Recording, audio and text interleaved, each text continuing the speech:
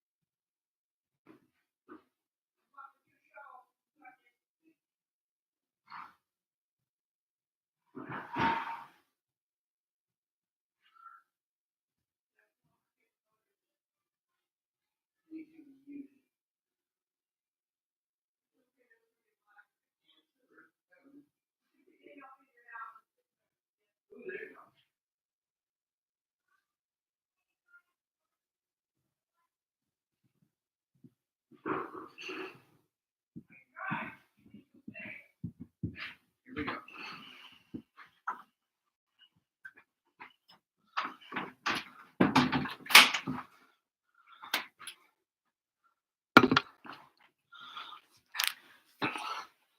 Hey, hey. How's it going, everybody? We are live for the Moto Hangout. It looks like we got Miami Bastard, whoop, Ryan, Dave Kessler. Is my dirt bike okay? That's an awesome name.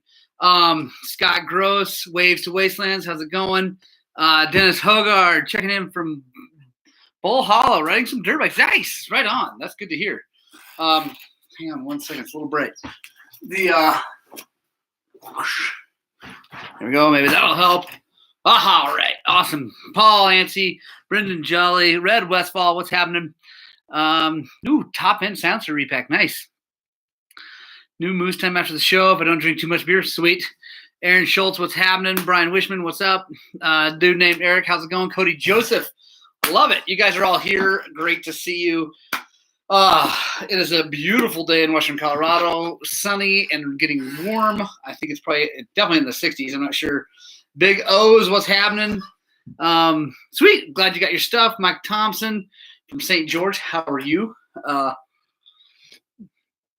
Al Moore. Oh, man, it's great to see you guys all here and racking up the viewers already. That is so cool.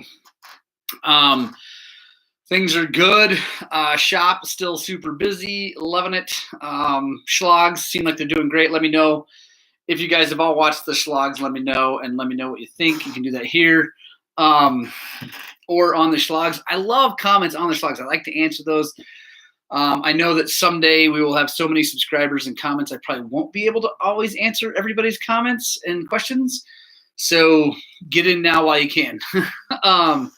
Dave Kessler, he was in Tennessee camping. Yeah, he got chased out of public campground because of the virus. So now you're back in south of Buffalo, New York. So my mom grew up in Buffalo, New York. Little known fact. I guess not little known, but you guys probably didn't know. I'm sure my mom will be on here soon to tell us. Look at that. I got pretzels this time. We got stuff to give away. Let me show you guys what we have.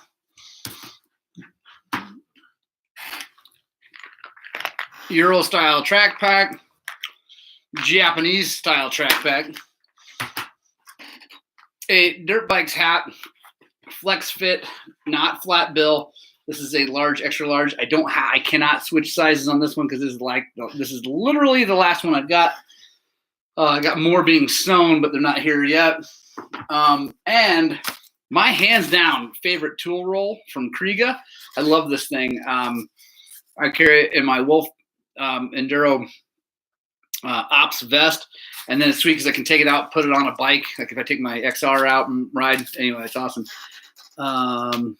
So you're in Springville, David, right on. So yeah, those are the things we're going to be giving away over the course of the show. Mainly just to say thank you to you guys for watching. Again, big shout out to Kim Jackson, who gave us a donation that's helping me be able to pay for these things and pay for the shipping. So, and again, you guys who have helped me out, thank you so much. I mean, I really appreciate it. All my patrons. I can't remember everybody's name off the top of my head. So anyway, thank you, patrons. Thank you, everybody who does the super chats. Thank you, everybody who has subscribed and hit the like button. It really makes a ton of difference. Paul Anstey, I love it. Yeah, 3K subs. That's right. So again, while we're here, if you haven't subscribed yet, take the time. I'll pause for you to, there you go, for you to subscribe. Hit the thing. Yeah, we got to get this haircut, guys. My wife is like, seriously, like, she's like, what's wrong with you, Morgan? How come no one's subscribing to your channel? That's a joke. But she is like, get that haircut. Oh, let's see. So we'll start with Paul's question. He sent me a question via Messenger asking about flex bars. So if you guys have all watched my ride videos, you'll see that all my bikes have flex bars on them. YZ250, KTM 250, my XR650 does also. And I love Fast Company flex bars. Cole Townsend, if you're watching this ever, thank you so much for flex bars. I love them. And let me just share with you a little story about how I ended up buying them, because forever there was no way, no how you're going to get me to spend $360 on a set of bars that were, first of all, I didn't think, and they weigh a metric ton. They really are very heavy. And I was like, no way, I'm not doing that. Then I broke this wrist and I cut the cast off when anyway, whatever. I never got it fixed. And it's still broken today, technically. The scaphoid bone is in two pieces. And I was riding and I'd noticed after a long, hard, like rocky day, hey, little man racing, how's it going? That my wrist would hurt and like a lot and be pretty debilitating. And so, but I didn't want to stop riding. And I talked to lots of people. They were like, oh, the flex bars are awesome. Flex bars are awesome. I'm like, yeah, that's so much money. So I called them. I was like, hey, what does it take to be a dealer? I'm thinking about buying them. They're super awesome about being a dealer. I think I had to buy 2 bars, one for me and then one to have on the wall. So I did. And, they checked out, made sure I had tax license, all that stuff, but, and a building to put them in and things like that. But so I did it, got them. And honestly, since then I've had them on every bike I've owned. For a while, I didn't have them on my XR.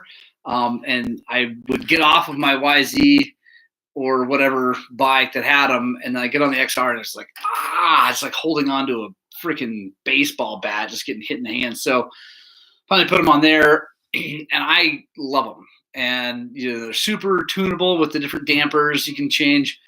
And I know the Mako 360. I'm sure someone here maybe will chime in about the Mako 360, which is like a damper thing.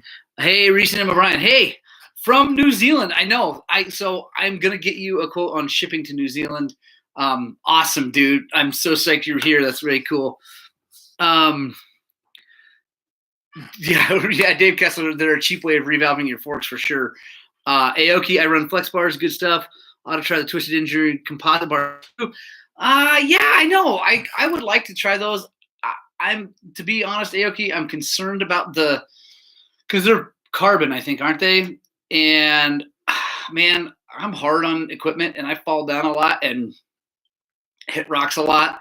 And I used to be an ice climber pretty heavily, and I stayed away from carbon fiber ice tools because I use the tools to jam in rocks and pull on stuff like that. And everybody's like, dude, you don't want that carbon in the rocks. It'll crack and break. And so that's honestly been my biggest concern with those. They are cool looking for sure though. But I love the flex bars, the 360 Mako. The reason I'm not behind that or not into it is, so on a flex bar, you only have one plane of give, right? And as you roll the bars forward, you have one plane of give, and everything else is really positive. Like steering is really positive. You're not, there's no flex this way. So with the 360, there's flex everywhere. So it might be a little more comfortable. But I don't want to know that my bars are doing anything. I just want the benefits later when my hands and my elbows and wrists aren't as tired and beat up. So that's my thing. Robert Granger, thank you so much. He actually gave me a Mako 360. I was going to try it. I ended up actually giving it to an employee for him to try, and then he doesn't work for me anymore. So I never did get to find out how it works. But oh, that was weird. So that's my thing. I don't know. So, so good. So that's my thing about flex bars. I think they're worth it. Hey, what's up, Jimmy Nyhart? Yeah, bro tattoo. I got lots of them. Yeah. So yeah, I hope that answers your question, Paul. I really like them. Hey, Rollbone, what's happening? I like them. They're super durable. The first set I ever saw bent was on my YZ450 rental bike that I had. A guy wadded that thing up so badly, they ended up bending the end of a flex bar. It's the only time I've ever seen one bent. It's crazy. Do they damp the vibes from the engine? Yes, some. Not definitely not as much as like a full rubber mount, like where you actually take the bar mount away from the thing. But how's it going, everyone? Hey, man, that's an awesome name too. That's so cool. So they do help a little bit with the vibe from the engine, but I wouldn't say a ton. The best way to deal with that is get a new KTM with a counterbalance motor. That's a joke / not, because I have never ridden a smoother two-stroke in my life. Like the new KTM motor with the counterbalancer is a magical thing. So pretty cool. So yeah, by the way, guys, keep firing questions. Let me know what you want to talk about. Questions, concerns, topics of discussion. We are, yeah, no chance. Fair enough, Paul. I get you. So one thing, new beta count. There we go. Right on. So one thing that guys have done that I've done this a lot on bikes is they use the BRP stabilizer mount that's rubber mounted, but it's a really good rubber mount. And then they run flex bars, and that helps solve lots of problems. So Dave Kessler, when I blow up the YZ, I want to put a big bore in electric. You want me to put a big bore in electric start? That is actually the plan. No joke. By the time you hit 5,000 subscribers, I hope that we'll be A, making enough money, and B, out there enough that people want to help the channel out even more, that I will be able to afford to do that. I will definitely do the big bore because I've kind of shied away from that for a long time. I never really liked the 295s. that much, but there's those other, I can't remember the other companies, like a 360 and 325. Anyway, there's a bunch of stuff out there. So, hey, Roger Hurd, what's happening? Roger, you see that number plate right up there? Chris Nelson, thank you so much for the fudge. I really, really, really, really appreciate that. Chris, who's now joined us, is the guy who gave me the fudge, and it's amazing. It's from Rockport, Missouri. Awesome stuff. So yeah, and the E-Start, I'm dying to do that. Like dying to do it, but yeah, it's $1,000 or $1,100 or whatever, and I just haven't. I'm not gonna spend that money yet. But if we get this channel ripping and tearing, I will do all kinds of cool stuff like that. Fires the extra weight of the bigger piston to worry about the vibration. Believe you can rebalance a crank. Yeah, so you can rebalance a crank for sure. Mike Thompson, I'm really concerned about extra weight added to a 501 in technical gnarly terrain. Can you tell the difference that much with your big bores? The extra it's added to a 501. Are you talking about a 501 Husky? Because the 501 is it's a brilliant motorcycle, and you really, I can't, between that and a 450, especially the brand new 501s, like the new chassis, the 2020s are really hard. So Husky, Michael Thompson, they're amazing versus a 450. So a 450 SX versus a 501 or a 500, there's a pretty big difference. You can really feel a big difference but that's has a lot to do with the chassis and all kinds of things. But between like a 450 XCW and a 501, and I know I'm going back and forth between KTM and Husky, but they're the same, right? So you can barely tell the difference. And the 501, the 500s have a fair amount more torque. Tom Morgan's 265 is great. That's what I have in mind. I love it. Yeah, Red. So we have a 265 YZ250 for sale at the shop right now to customers. I don't technically sell bikes because I don't have a dealer's license, but we just rebuilt the whole thing, put a new crank and everything in it. It's got a brand new Recluse, and he had us get a 265 done from Millennium. So it's pretty sweet. But we'll do, like, when I blow the YZ up, like I said, we'll definitely do a big bore, and hopefully, like I said, if my calculations are correct about subscribers and money and all that, I'll definitely do the E-Start also, because the E-Start looks cool. And one of the really cool things about the E-Start from Panthera, anyway, is that you get like 80 watts of lighting. So 80 or 40, anyway, plenty of light. So you can actually put lights on it. I'd love to have a street legal YZ250. That would be super cool. What is everybody else up to? Let's talk. Send me some questions, guys. Dry Creek, what do you guys think about the Dry Creek videos recently? I think they're pretty sweet. We had a brilliant day on Thursday. It was so much goodness. If you guys are not from here and you want to come ride, please let me know, and I will be super stoked to show you around. Cody Joseph, installed my first set of Nitro Mooses last night, coming off tubeless for years. Woohoo! Best way to get the whole bead to seat. Also, are you plugging the extra holes in the rim?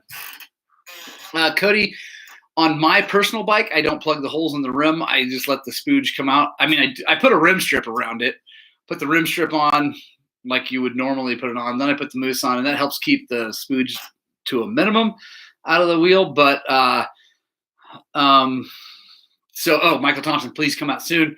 But to get the bead to seat, if you use a big enough mousse, it should seat anyway. But if it's a little bit off or won't do it, I use an air nozzle in one of the extra holes, and it should pop right out, no problem. Waves to Wastelands, what do you think about 350 dual sports? Might buy one. I think they're sweet. They're awesome. You wouldn't want to go, I wouldn't want to ride to Alaska on one on the pavement, but it'd be awesome. Aoki, Aoki says, hope the Panther E-Start works better on the YZ250 than the CR500. Quality control issues, yeah. Well, and that's my biggest concern with anything aftermarket like that is that it's such a small company, and I don't know. So I'm also hopeful. We'll see. Hopefully we'll get to see. Brian P. Hey Morgan, I have a 14250 XCW with a crazy surging idle, but only once it gets hot. Can't see any intake or exhaust issues. Doesn't do it on idle. Any thoughts? I thought you said it was on idle. Crazy surging idle.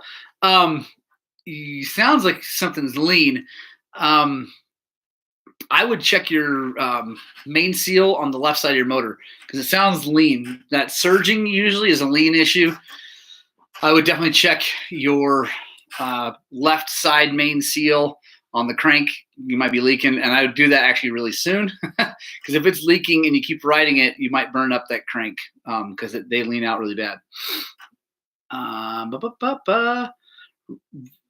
Brian P. running a smart carb. Yeah, cranks for sure. I would check that first, especially if you've run the smart carb and it was good, no problems, and then that cropped up.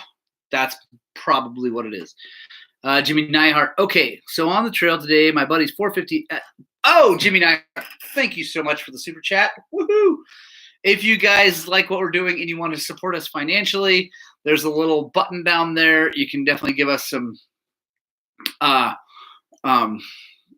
little bit of money. Whatever, you don't have. I'm not begging, but if you want to, that's awesome. Thank you so much, Jimmy. Hold on.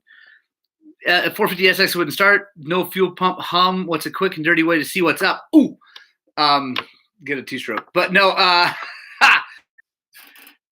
there's a relay. I'll almost guarantee you there's a relay underneath the seat in the airbox. I don't know what year 450 SX and all that stuff, but there's a relay, and it's the relay that turns all that on, and they fail all the time. Look for that. It's like a $13 part.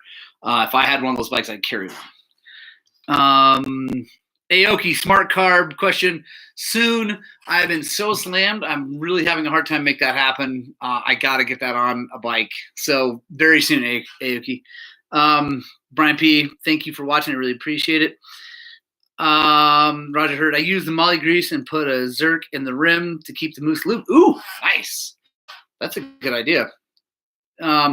Yes, Paul Anti, thank you so much. Brian P., thank you so much for the super chat. Oh, look at that little guy. I don't even know what he is, but he's awesome. He's stoked. I love that little dude. Oh, thank you so much. Thank you. Let me know, Brian. You send me an email, morgan@highland-cycles.com if it turns out to be that crank seal. But it sounds like a lean condition somewhere. I'm guessing you've already checked all your bolts and hose clamps and stuff like that. So, so Aoki, I want to get that smart carb on there. I've just been so. Yeah, it was just clicking. He pushed it out of the woods, got it home, unplugged the stuff, plugged it back in, and it was good. Ooh, fired. Aoki, I'll get to that in a second. So yeah, Jimmy, I've had those stupid things be, and it's not the what am I trying to say? It's not the solenoid for the starter solenoid. It's this other thing, because the way these fuel injected things work is that when the crank spins past there's a crank position sensor. Once it spins past the trigger coil, that's what turns everything on. And that has to, when you hit the button, that little relay kicks on that then supplies, and the thing turns and hits the thing and it supplies power to the fuel pump. And when that relay fails, it doesn't work. And so 3-star Muir, no questions, but happy spring. Absolutely happy spring. Thanks for joining us. So I've seen so many of those fail, and I've actually had them, like, you'd be riding and it'll start to fail and the bike will start running lean and popping and then die and then it run. Anyways, check that thing. It's probably what the problem is. So yeah, it's like, yeah, you'll find it. I think it's got a purple plug on it normally, or there's something purple on it. But anyway, Aoki, why aren't there any USA dirt bike manufacturers? That is such a good question. And one that is, I definitely don't know the answer, right? But they've tried. Highland Motorcycles, not me, but Highland Motorcycles in Oklahoma. Tried. Unfortunately, the owners died, I think, in a plane wreck. Brady Metter, who I don't think he's on. He normally is on with us. He he knew the guys, and it was a real bummer. I think it has to do with, first of all, you need a massive engine behind a company to start manufacturing motorcycles, especially if you're going to keep them in some sort of halfway normal price range. And I think Paul, thank you so much. I love it. Alta was USA made. Yeah, for sure. And unfortunately, they went out of business too. But you need a giant amount of money. And if you look at Kawasaki, there's Kawasaki Heavy Industries, Suzuki Heavy Industries, Yamaha makes everything, Honda makes tons of stuff. And the motorcycle world, like the motorcycle part of those businesses is really tiny. Now, KTM is its own thing. It's done its own deal, and they've done really well. But how long it took them, I'm sure they lost a lot of money for a long time. So, Wade's always saying, crazy question, I know, but have you ever seen a thumb throttle on a dirt bike? Just curious, X-Quad racer. No, don't do it. That's all I can say. I've had people talk to me about it, but no, I will not. I think it's a horrible idea. Highland, Cannondale was a disaster. They should have sourced the engine instead of reinventing the wheel. Agree. Lenny Copeland, how's it going, dude? Kenny Long here. I think you're maybe talking about my hair. I don't know. Guys, if you're new here, say hi. Also, if you're new to the thing and you haven't subscribed, hit the subscribe. Also, the little thumbs up button. Beep, beep, beep, beep. Okay, let's give away something first. So I got some harder questions. Jorge Villalobos, ¿qué pasó? I know, Jimmy. They've killed it. The orange bikes, but they took a long time, honestly. And KTM, Cody Joseph, thank you so much. Mark Bernardo, Cody, thank you so much for the super chat. I seriously appreciate it. Okay, so first question: do not start guessing until I'm done talking, because it's gonna change. It might change your answer. So the initial question is, where was the first Supercross held? But before you start guessing, it is, where was the first indoor in a stadium motocross? Because this is not really the Supercross. So where's the first indoor, stadium built motocross race?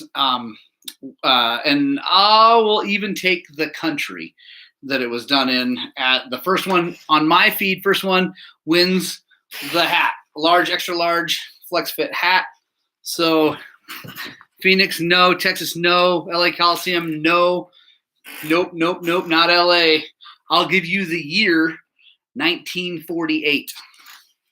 Anaheim. Paris, Red Westfall again with the win. Nice, dude. Red Westfall wins. I got to find a pin. Boom. It was just outside of Paris, but that's fine. In Buffalo Stadium, outside of Paris. So, boom. Nice job, Red. And like I said, I didn't even know that.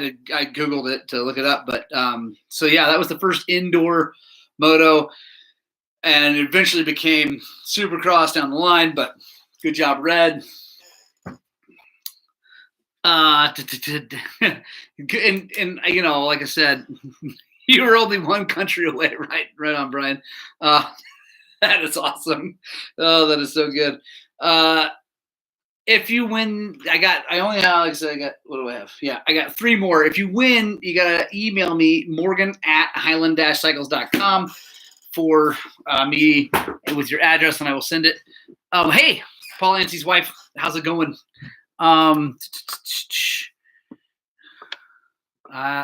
Hope much for the hats. What does that mean? Oh, how much for the hats? They're $25, and I have a whole bunch more being sewn, embroidered right now. So I will have right now. Technically, I'm out. They're normally $25. I'm just gonna put my email here in the chat. So if anybody has any questions at any point, please feel free to email me. I am always happy to answer as many questions as I can. I don't know everything by any stretch of the imagination, but I know a fair amount. So I'm happy to help. Let's see. Red, weird. Me and anybody actually talked about this morning. That's awesome. Yeah, I had to look it up because I thought it was going to be LA or something like that. But anyway, it turns out 1948, which is the same year my mom and father were both born. They are the definition of baby boomers, like 100%. Let's see. What else? Any other? Keep firing questions at me, guys. I love seeing you guys here. Thank you so much for being here. It really does mean a lot. Let's see. SX pick for the end of the season. Ooh, I don't know. I'm really hoping for Roxon. I think he's a great kid. Why do Vertex pistons have 3 ring grooves? OE only has 2. You mean on 4 strokes, I'm guessing.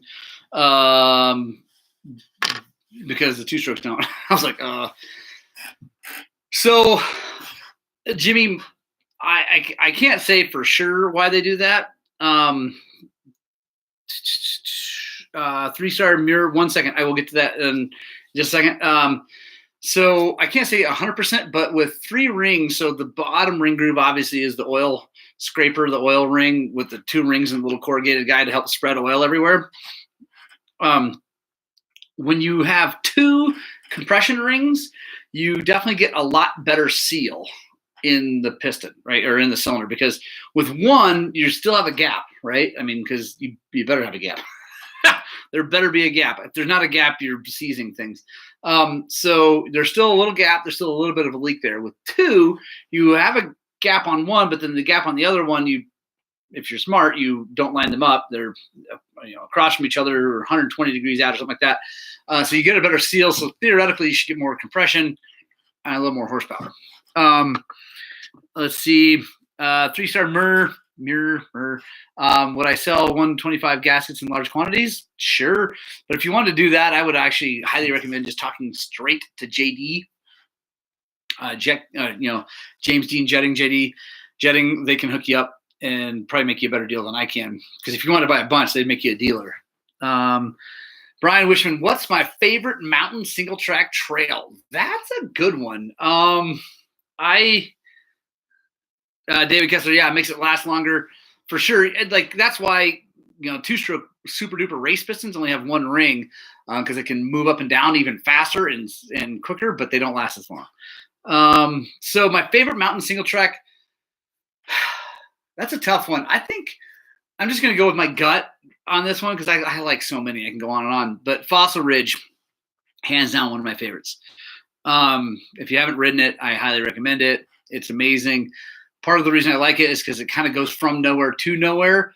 And so there's not a lot of people on it. And it has amazing views from the top. And it's just incredible. It's hard. So I like that. Let's see. What would it run for new piston and rings for 04 RMZ? Aaron Schultz. I'd have to look and see. If you just need the piston and rings, it's usually might be almost $200 for a 4-stroke for a Vertex. I'd have to look for sure. Paul Anstey, thank you so much. Thank you for the super chat. Thank you. Really appreciate it. Let's see. Jimmy only came with 2 rings. I called Vertex. They said the middle groove doesn't get a ring. Huh.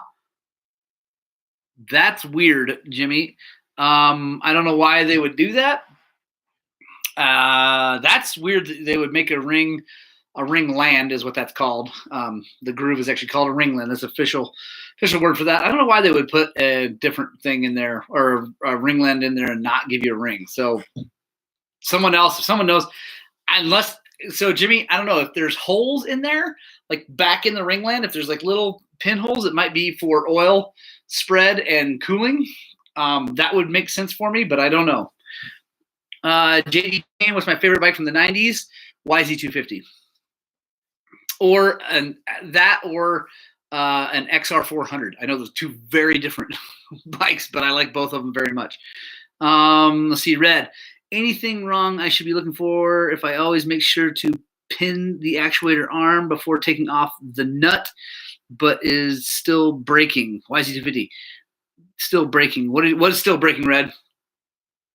Stopping the power. Oh, I don't know. It shouldn't. Yeah, like I know what you're talking about. So what Red's talking about is on YZ250s, the power valve actuator. There's a stop on the actual rod on the top. Anyway, it goes back. There's this little stop on it, and they break off and they run around in there, and they cause all kinds of noise. And anyway, yeah, I don't know. Roger, his Mugen 125 is still single ring. Yeah, 120. A lot of 125 race bikes are single rings. So I don't know, man. Yeah, Red. I don't know why that would happen. It has holes, Jimmy. So if it's got holes, that's for the spread of oil. I'm almost sure. Dirtbike homies, what's up? How's it going? I would be willing to bet decent money that, and maybe the guy you talk to on the phone just doesn't know. But engineers probably put those holes in there for oil to come, because the oil, obviously, if you guys watched my top end video recently on the 350 Husky, there's oil jets spraying up underneath there, and that oil is going to come up and hit the underneath side of the piston to help cool it, and then it's going to maybe come out those holes to then lube the cylinder. So that would make a lot of sense.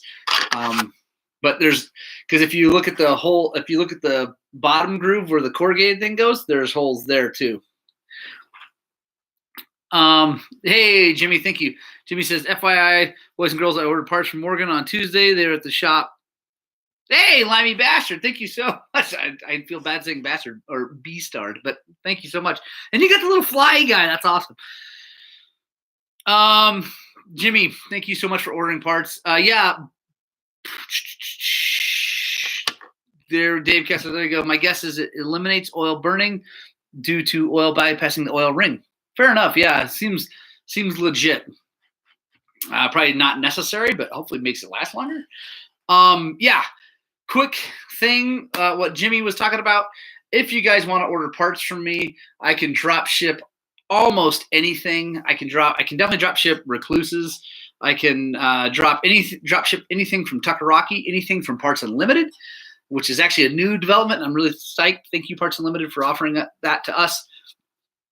I can drop ship from Bulletproof Designs, all sorts of stuff. I would love to help you guys out. I don't have the whole website thing set up, and honestly, that's on purpose, right? Because so I love the internet. I love offering that, if you guys want to order on Amazon and we get a little kickback on the things you order if you go through our thing first and all that stuff. I love that. I like the handy. I just ordered batteries for my GoPro at night sitting in my bed, so that was awesome. Aoki, thank you so much for the super chat. Thank you. You guys are awesome. Thank you. But if you want to order stuff, I want you to call me or email me so we can talk about it. Partially, I like to talk to you guys and say what's up and all that. Also, sometimes people make bad decisions on the parts they buy, and I'd like to talk to you about it and make sure we get you the right thing. Yeah, I like to help people out because I've had lots of people order things on the internet and then come to me with that thing they ordered on there. Like, it doesn't fit. And I'm like, yeah, I know. If you talked to me first, I would have told you that. I'm not a jerk about it, but it happens. Dirtbike homies, love the Colorado Native decals. Are you selling them? Yes, I can. The Team Native, I have to talk to, there's some people here in our area on the Western Slope that made those that anyway, they I'd have to ask them if it's okay if I sell them to just anybody. I don't think they're going to care, but it is kind of their little thing. So it's awesome. Let's see. Paul Ante, the fudge is brilliant. And yes, there's actually quite a bit left. I'm trying to save some for my wife. She's not eating sweets like that for Lent. And so I'm trying to save some for her so she gets to have some when we're done.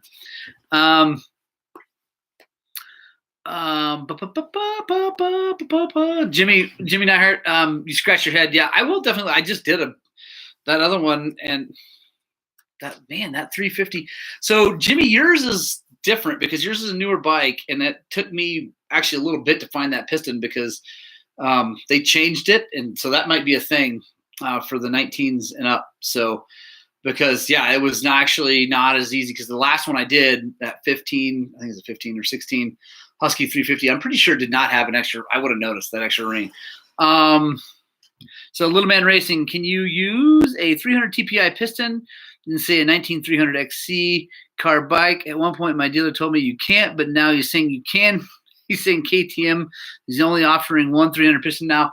He is correct about there's only one 300 piston. Those pistons have always worked on anything. The gaskets are the situation. So yes, you can use a normal 300 either way. David Kessler just eat her portion and tell her how good it was. That is awesome. Chris Nelson might be mad at me. All right. So hat's gone. We're giving away more stuff, guys. Woohoo! By the way, thank you. I can't say that enough. I love you. The Kriega tool roll. Here, I'll show you the picture. I'll hold that up. So there you go. That's what it looks like when it's open. It's super heavy duty Cordura. It's really good. Brent Motial. Oh, good. I'm glad you took the dog for a walk. Dogs are awesome. Jimmy, yes, that's not a good idea, especially since she's like right out there. she'd be not happy. What brand piston and head would you recommend for a 125 two-stroke? Vertex piston head. I don't know. I would use OEM head. I like OEM stuff a lot, and Vertex is OEM with KTM's, and so anyway, I like Vertex pistons on anything. I mean, it's not OEM in a lot of other bikes, but they're really great pistons. Kriega tool roll. All right, here we go. First one in my feed. I don't care what everybody else's feed looks like. I can't monitor everybody's computer screen. First one in my feed to get this right. Dakar is the capital of ? Dakar is the capital of ? What is Dakar the capital of? So Brian P., you better hurry up. So obviously Paris to Dakar, famous race. Now it's just the Dakar Rally. David Kessler, have I ever had a Vertex cast piston crack or break in a KTM? Yeah, I broke what? Hey, Brant Motial, Senegal is correct. There he is. Brian, you were this close, dude.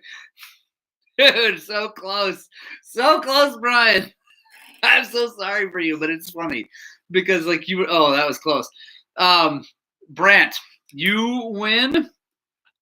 I'm writing that down. Email me, morgan@highland-cycles.com with your address. I will get that out to you with some stickers. Zimbabwe. Jimmy, that is the most interesting way I've ever seen Zimbabwe spelled. That is phenomenal. That is so good. So Dave, I broke a Vertex piston in my 300. It had between 250 and 300 hours on it though before it cracked, and I didn't break it down I didn't all the way break it, just cracked. I got to bring that home. What? Actually, it's this one. Ontario, Canada. So see that right there? That is from my 2012 300 KTM. It is a Vertex, and this is it actually says KTM in it. But yeah, it broke. That was a lot of hours though. I shouldn't have run it that long. I'm asking because when I changed the piston out of my 300 XC, I was considering a Wiseco. However, I don't want extra weight, throw the bike out of balance. I don't know if it really throw the bike out of balance, Dave, but I would not do a Wiseco. I don't like Wisecos. Jimmy, amps and watts, fair enough. That is so good. So we got 2 more to giveaways though, guys. So don't worry, we got plenty of times. Paul Yancey, that is so funny. Ontario, Canada. That is so good. I'm gonna wait for a little bit. So yeah, we still got 20 minutes.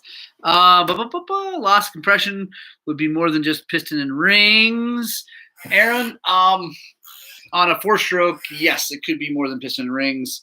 It could be valves, seating or not seating, things like that. Why do 2-strokes have longer skirt? Vacuum, yes, and because they got to cover up ports and all sorts of things when they go up and down. So stock is best, as Roger heard. I agree. Stock is good on almost everything. Like, there's some stock things that are stupid, like, and Roger's going to jump in with well, that's because it's a KTM, and fair enough. But for instance, the stock cam chain tensioner on KTM 4-strokes, I don't like them. Dirt Tricks makes the best one, in my humble opinion, and I would definitely spend the $100 on one if you're doing a top end. So I'm eating. I didn't get lunch. And these, by the way, so this guy doesn't even know I exist. But Roth's Pretzels, ROTH' Pretzels in Grand Junction makes these things. These are brutally hot. These ones aren't that hot. They're habanero, but he makes some crazy hot ones. These are so good. More questions. Bring them on, guys. But yeah, Jimmy, when I'm guessing you've seen the inside of a 2-stroke cylinder, but when the piston goes up and down, it's got to cover ports and things like that.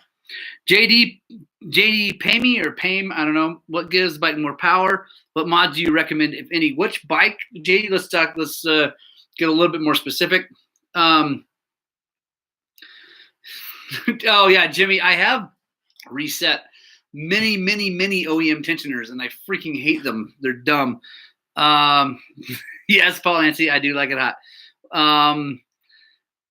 So JD, get back to me with what bike and what mods I recommend, if any. Let me know what bike you're talking about and what kind of power you're looking for.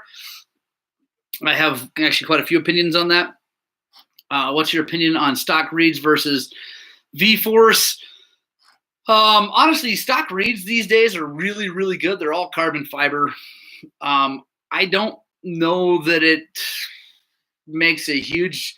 I like V-Force reeds a lot too, and KTMs used to come with V-Force reeds. I think that's back when honestly KTMs were even a little bit V-Farce, fair enough, even a little bit more trick. Aoki, I get what Aoki is saying 100% on V-Farce. I don't think they improve the running of the bike anymore, because back in the day when you had old plastic reeds and then you went to carbon, which is the V-Force, it made a difference. Now they're all good. So on my 2018 250 XCW Daisy, I am still running these stock reeds, and everybody was like, "Those reeds are gonna blow up. Your whole motorcycle's gonna explode. Oh my god!" I mean, it's got 200 hours on it, actually more than 200 hours now. I've blown it up once, like blew it all the way up when I overheated it, tore the holes out of the head, had a helicoil, all the holes, all the stuff, right? And I'm still running the stock reeds and it runs fine. So that's my opinion. How many hours would you go on a trail road YZ 125? 3-star, man, 60 to 80, dude. Like, it's a 125. I mean, I don't know. When you say trail road, I'm guessing that means you're not just whining it out a lot. But, man, it's a 125, and pistons are cheap, and it doesn't take long. I would do lots of top ends. David Kessler, what about reed spacer block? That definitely makes a difference. So hang on. Crank and everything for our customer. That's lots of videos about that. We originally did not put the spacer in. It lets it breathe a little bit better with a little bit less compression. Also helps them start it. So spacers, changing those little things like stuffers in the crank webs, that all makes a big difference. So let me get to Jimmy. I will answer that. The hip, by the way, is awesome. No kicking anything. I just kickstarted an 04 CRF 450 today with zero pain. It was brilliant.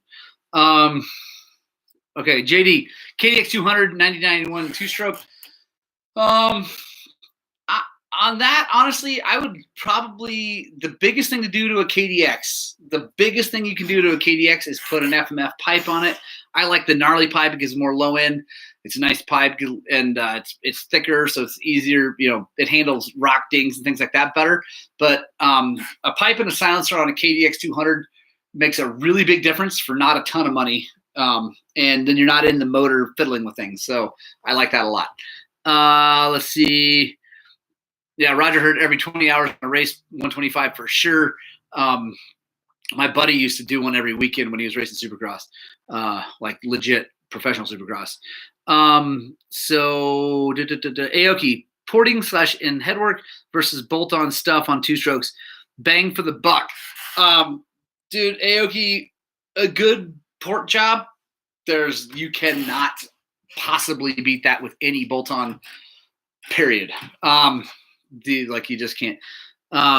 So Michael, would it be worth it to rebuild the top end on an 1998 Husaberg 400? Like Aoki said, good luck finding parts, but yeah, they're great bikes. Yeah, pipe, gas, tires. I like that, Roger Hurd. Thank you so much. But yeah, Aoki, like doing a good port job on a two-stroke is like, it's like putting a turbocharger on them, man. You got to find the right guy. You got to, it's one of those things. You want to find someone who does just that bike. Like Jeff Slavens just did KTM 300s forever, and his bikes are great. I don't like the mule porting as much as some people. It's a super low end port and doesn't scream as much on top. I like a little more scream on top. So his porting doesn't mean a lot to me, but it was brilliant, and that's all he did. KTM's only, so he was good at it.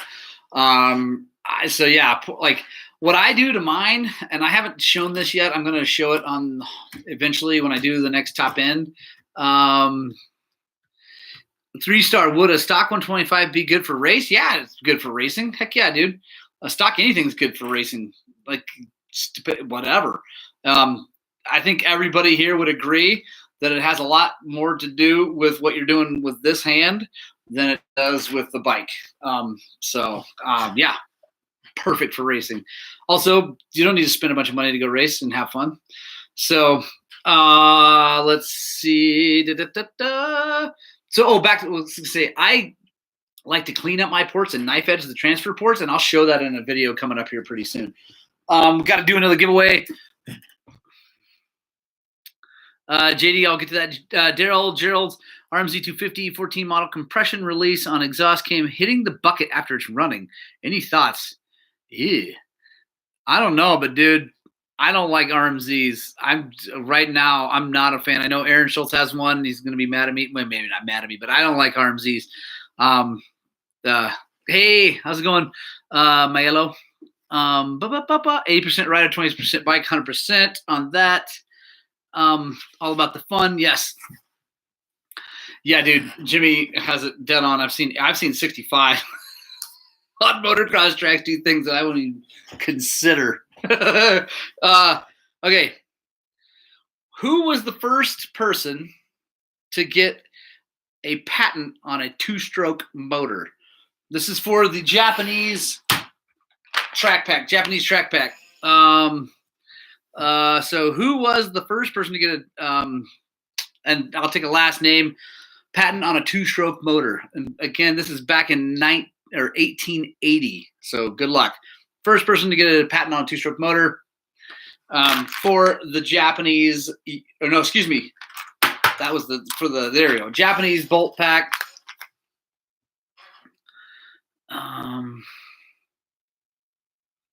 Stick metering block is definitely the most effective bolt-on. Power gains are insane for something so small. Right on, Cody. Brian P. No, it was not. But I think he was right in there. Thomas and George C. Scott. So JD, no, he was in 1881. Super close. And his was actually a little bit. It was still a two-stroke, but it was a little bit different. I know you guys are Googling it. You better get after it. And it wasn't a diesel. It was a gas. Actually was first on the 2-stroke. Diesels, obviously, they have 2-stroke diesels. Brian P. with the win with Carl Benz. There we are, Brian. I love it. I'm so happy for you. Make sure you email me, morgan@highland-cycles.com. That's awesome. I'm proud. I think everybody here would agree with that. We're happy. Big O, no. But someone's messaging me. Someone who's not watching me. Watch this. I'm gonna see if we can get Liz Soba to join us on YouTube right now. Hang on. We're live on YouTube right now. So maybe she'll join us. Good job, Brian P. I'm sure you looked that up on the internet, but I kind of figured that was going to happen. So good work. Let's see. Wow, 42, 43 of you guys watching. Thank you so much. If you're watching and you haven't subscribed to the channel, please do. We're trying to grow this thing. We're trying to spread the gospel of 2 wheels worldwide. More subscribers equals more awesomeness for everybody. And if we hit 3,000, I shave my head and get rid of this hair. So we need that. See, RKS, they're so good. They're like seriously so good. Anyway, more questions, everybody. I'm gonna go ahead and do the last one. Because let's get it done and then we can just hang out. Who was the first promoter of American? It was Mickey Thompson, I think. Was it Mickey? No, American Motocross. That was Supercross. But the 4-stroke exhaust, worth it? No, not in my opinion. Not unless you're racing motocross or supercross and you need every ounce of horsepower. I don't think they're worth it. You got to have a spark arrestor to be legal. So depending on the bike you have and what that looks like, but I would actually, if I had a KTM or something like that 4-stroke, I would just put a spark arrestor tip on it and be done with it. I can't possibly use all the power out of a 4-stroke.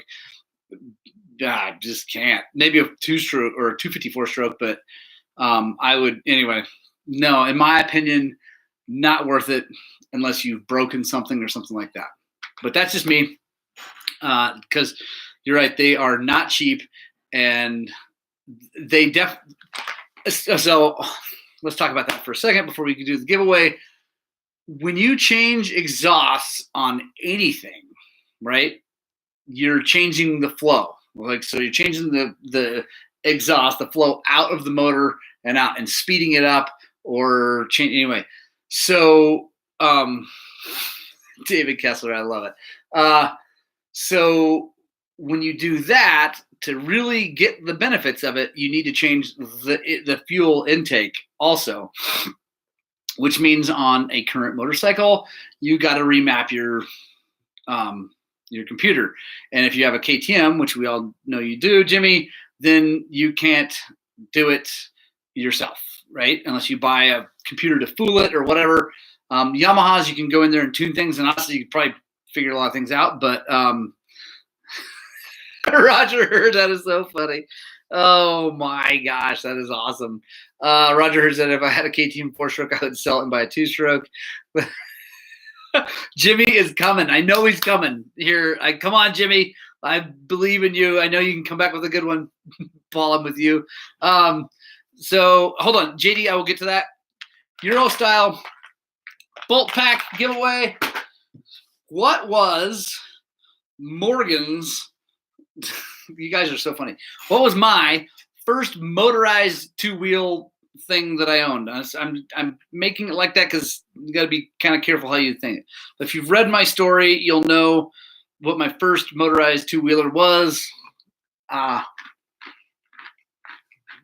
Go. First to answer correctly wins the Euro style boat pack, which by the way works on Japanese stuff. It's all metric. It's just got the right heads on it for KTMs. Roll Bone Vespa. There it is. Roll Bone gets the Vespa. So because my first dirt bike was a TTR 250, But Shane McNabb just with the scooter.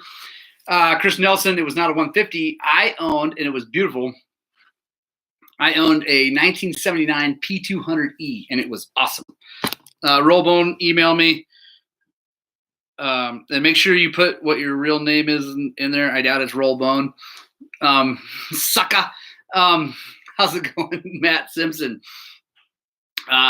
You guys watching, hit the like button, please. It does really mean a lot if we get the likes up. It was Limey. I was a rocker, dude, not a mod. Well, I guess kind of in the middle. I was a ska rude boy a bit, but definitely more towards the punk rock. But great question, Limey. Red, any experience or opinion on the Beta 390 versus KTM or Beta 350 for open desert and flowy single track? Paul Anthony, you should restore a Vespa. They're awesome. They're weird motors or things to work on. Mine was a 200cc two-stroke. It ripped. So Red, yeah, I think they're good. I've got a friend with one. He's probably going to get rid of it. He doesn't love it. He's gone back to two strokes. I don't know. I like the 350 KTM a lot. My experience with the Beta 390 isn't like deep, so I don't have a ton of experience with them. But I really like the KTM and Husky 350s. I think everybody here knows how much I like to stick to things that are really common and super easy to get parts for. I know Beta is coming along. Paul Anti 390 is a weapon. That's good to hear. I know Beta is coming along and they're getting way easier to get parts for. But they're still not quite as easy. So there we go. But I think they're all, I don't know, they're good. If you handed me what, 12 grand to buy one, I would go with the KTM 350. So, yeah, or on the Beta, bigger is better, 480 rips, right on. That's good to hear. Also Red, Jimmy Diehart, yes, he comes in. Liz Silva, Mike likes his new 300 TPI. I bet he does. Liz, thank you for joining us. I'm glad you got the message.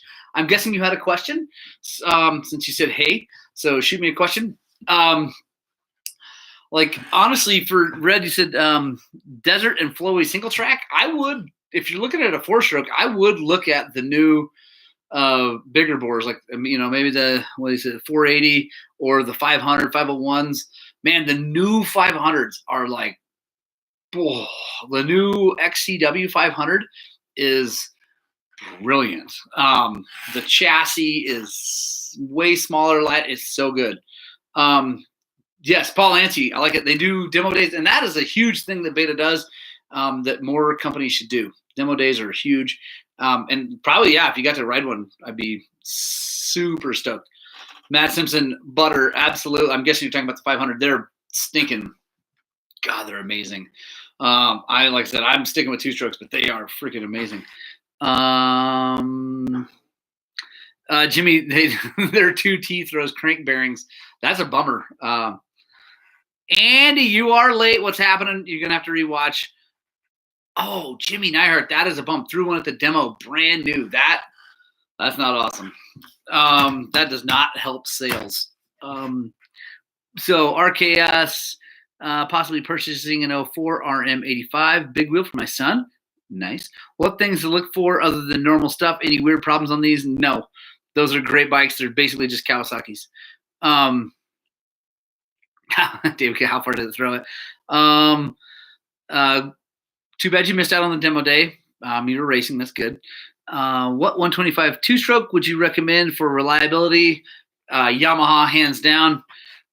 If buying new bike, would you go tubeless or moose? Moose. Never tubeless.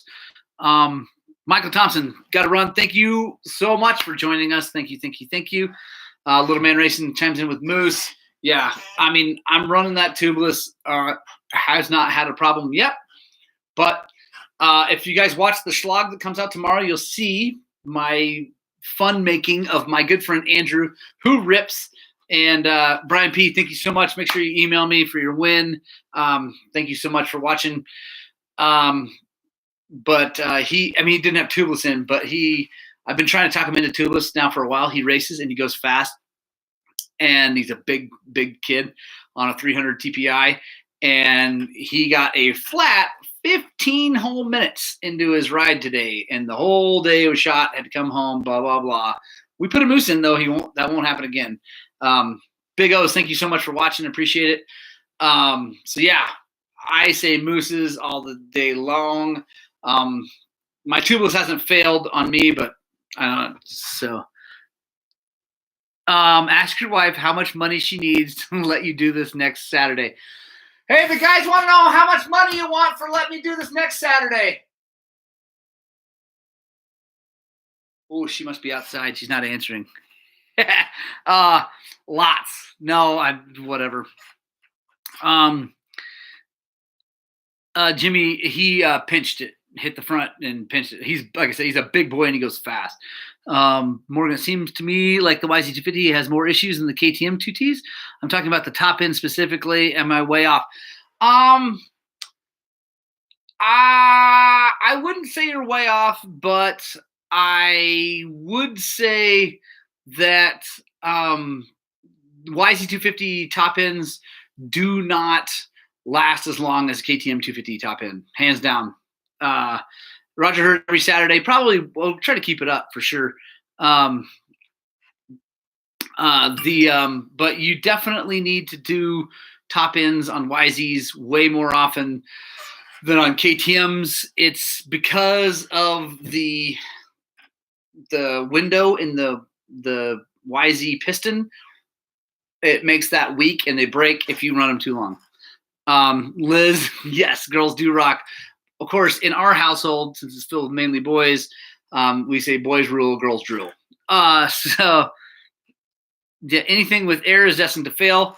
Matt Simpson will experience that with his new air forks eventually. Gotcha. Yeah. So yeah, Liz, I'm a big fan of mooses. I know they're expensive and all that stuff, but they solve the problem. Eric, how would you suggest repairing stripped out threads on an FCR float bowl screw? Ooh. Why, all? I don't know. Yes. So we do need an interview with Ruth. Maybe I'll bring Ruth in next week. I will find out. I will let you guys all know. Limey, no problems with tubeless. A lot of people haven't had problems with tubeless. I just don't like air in things. I just go. Dude, Ruth super underachieved with me 100%. JD Payne, do I watch any other YouTubers? Actually, not in the moto world. I really don't. I am subscribed to Trailbound, Primal Enduro, and I think that's about it. I really don't watch much of their stuff. I do my own thing. I kind of keep the noise floor low on incoming and just do what I do and don't worry about it.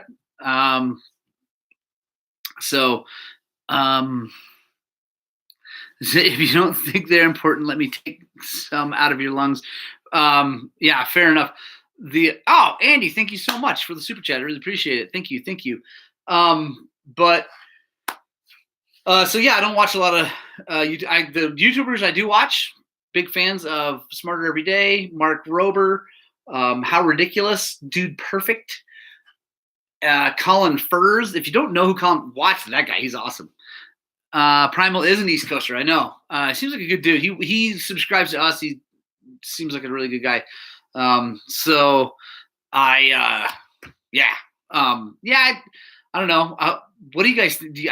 Obviously you guys all think I'm doing an okay job. You're here watching and commenting and things like that. I've had a lot of people, ask me why we're not so bigger than they are, but it's because I really haven't started really hammering on this till this year or last year. My yellow tubeless, no problem with the Kinder tire, works great. Yeah. The Liz, we appreciate that so much. Dude, Andy, Colin Furs is the man. Let's see, rides Beta 200 PA rocks, sharp and big. Yeah, I know, Jimmy. The guy can ride for sure. Yes, Limey. Good. I got to go too. It's past 6. Thank you guys so much. My wonderful, amazing wife is going to yell at me if I don't get it done. Jorge, yes, I like the aux brake better. Both version. Liz, I will enjoy it. Yes, 3-star. It does affect the performance. 756 rocks. Thank you. Yeah, Devin, you got to check us out. Saturday is 5 o'clock. We're doing this, trying to get people to hang out, talk about dirt bikes while the whole coronavirus thing is happening. Paul, thank you so much. All right, I got to go. Punk Rock Club, thank you for sticking around to the end. If you are part of that club, that means you are watching all the way into these videos. Give us the horns. I love you guys so much. Yes, right on. Okay, I got to quit looking at things. I love you. You guys are awesome. Get out. Spread the gospel of 2 wheels, please, please, please. And please, you've got to seriously find some time to ride your dirt bikes.